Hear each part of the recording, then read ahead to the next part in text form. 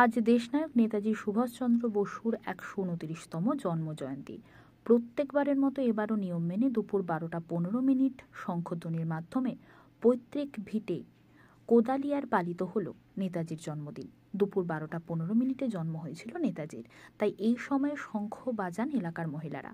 সকাল ৯টায় নেতাজি কৃষ্টি কেন্দ্রের পক্ষ থেকে সুভাষচন্দ্র বসুর বাড়িতে জাতীয় পতাকা উত্তোলন করা হয়। ২৩শে জানুয়ারি সারাদিন ধরেই নানান অনুষ্ঠানের আয়োজন করা হয়েছে এই বাড়িতে। পাশাপাশি জনসাধারণের জন্য খুলে দেওয়া হয়েছে নেতাজি মিউজিয়ামও। পরবর্তীকালে হরনাথ বসু, জানকীনাথ বসু এবং তারপরে নেতাজি এবং তার ভাই বোনেরা যারা ছিলেন, এই সেই বাড়ি যেটা পশ্চিমবঙ্গ সরকার ২০১৩ সালে হেরিটেজ বিল্ডিং হিসেবে ঘোষণা করে বাড়িটা যখন প্রায় ভগ্নপ্রায় হয়ে গিয়েছিল, সেই জায়গায় রাজ্য সরকারের পক্ষ থেকে সেই বাড়িটার সংস্কার করা হয়, রিপেয়ার এবং রিনোভেশন ওয়ার্ক। কিন্তু আমাদের সেই বিল্ডিং যেটা পুরনো ছিল সেইটাকে বজায় রেখে, তার আদলটাকে রেখে সেইভাবেই কিন্তু করা হয়েছে।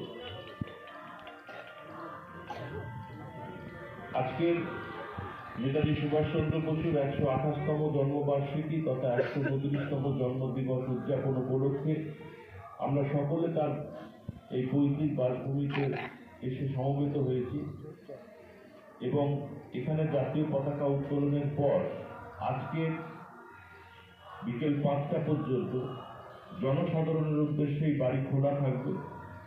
প্রত্যেকে এখানে আমাদের যারা স্বেচ্ছাসেবক আছেন, যারা ডিউটিতে আছেন, তাদের কথা মতন আপনারা যারা এখানে আজকের এই বাড়ি দেখতে এসেছেন, অনেক দূর দূরান্ত থেকে বিভিন্ন দিনেও আসেন, কিন্তু আজকের দিনে আসার একটা আলাদা মাহাত্ম্য থাকে।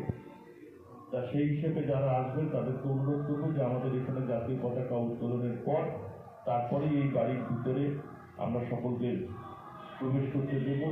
আমি সকলকে যারা যারা আজকের এখানে